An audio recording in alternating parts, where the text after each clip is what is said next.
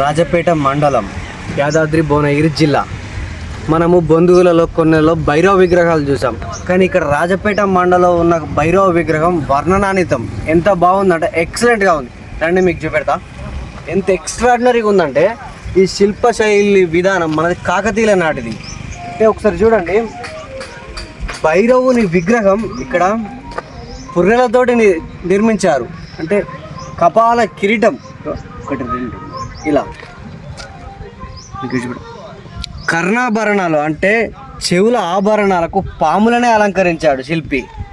పాములను ఇక్కడ ఇక్కడ మనకి కంఠాభరణాలు, జంజనం. ఇక్కడ భైరవుడు చతుర్భుజుడై ఉన్నాడు.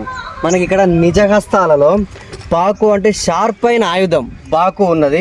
ఇక్కడ ఇంకొక హస్తంలో ఇక్కడ చూడండి ఒకటి రాక్షస తల ఉన్నది. మనకి ఇక్కడ మొండెంతో రాక్షస తల.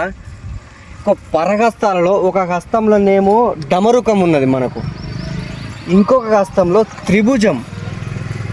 చేతికి కంకణాలు ఉన్నాయి మనకి ఇక్కడ. ఇక్కడ భుజాలకు ఉన్నాయి కంకణాలు. ఇక్కడ అలాగే జంధ్యం ఉన్నది.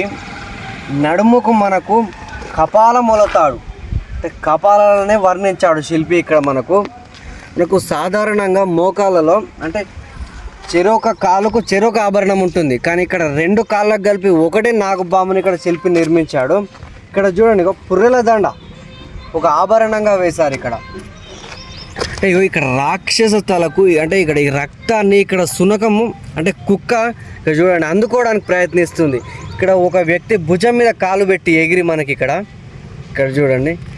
ఇక్కడ అట్లే దాదాపుగా 12వ 13వ శతాబ్దానికి చెందిన ఈ విగ్రహం అప్పట్లోనే మనకు హై హీల్స్ ఉన్నాయి. ఇక్కడ హై హీల్స్ అంటే ట్రెండింగ్ లెక్క ఇప్పుడు మనం అంటాం కదా, హై హీల్స్ ఉన్నాయి ఇక్కడ. అట్లే కాళ్ళకు కడాలు ఉన్నాయి.